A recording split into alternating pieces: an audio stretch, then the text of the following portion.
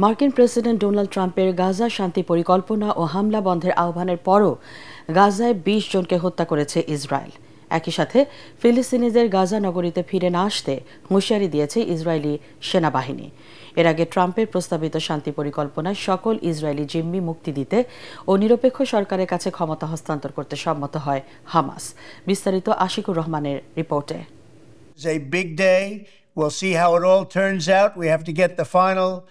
মার্কিন president Donald ট্রাম্পের প্রস্তাবিত গাজায় শান্তি চুক্তির বিষয়টি অনেকদিন ধরেই আলোচনায় ছিল। অগ্রগতিও হচ্ছিল উদ্যোগটির। ট্রাম্পের প্রস্তাবিত ২০ দফা শান্তি পরিকল্পনার আলোকে ইসরায়েলি জিম্মিদের মুক্তি দিতে সম্মত হয়েছিল হামাস। তবে ডোনাল্ড ট্রাম্প গাজায় বোমা হামলা বন্ধ করতে নেতানিয়াহু সরকারের প্রতি আহ্বান জানানোর পরেও হামলা চালিয়েছে ইসরায়েল। ভোর থেকে ইসরায়েলি হামলায় অন্তত ২০ জন ফিলিস্তিনি নিহত হয়েছেন, আহত হয়েছেন আরও ৬০ জন।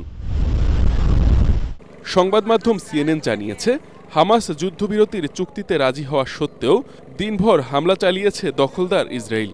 হাসপাতাল সূত্র জানিয়েছে, শনিবার রাত ১২টা থেকে দুপুর ১২টা ৪৫ পর্যন্ত গাজা সিটির আল আহলি ব্যাপস্টিক হাসপাতালে ১১ জনের মরদেহ আনা হয়। এছাড়া আল শিফা, আল আওদা এবং নাসের হাসপাতালেও মরদেহ আসার খবর পাওয়া গেছে। এদিকে ফিলিস্তিনিদের গাজা নগরীতে ফিরে না আসতে হুঁশিয়ারি দিয়েছে ইসরায়েলি সেনাবাহিনী। তারা এ অঞ্চলটিকে একটি বিপজ্জনক যুদ্ধক্ষেত্র বলে অভিহিত করেছে। শান্তি চুক্তি আহ্বানের পরেও ইসরায়েলের এমন হামলার তীব্র নিন্দা ও সমালোচনার সৃষ্টি হয়েছে বিশ্বজুড়ে।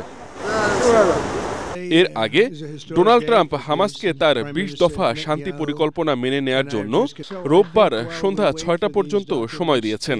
তিনি হুঁশিয়ারি করে বলেন, যদি তারা সম্মত না হয় তাহলে গাজায় নরক নেমে আসবে।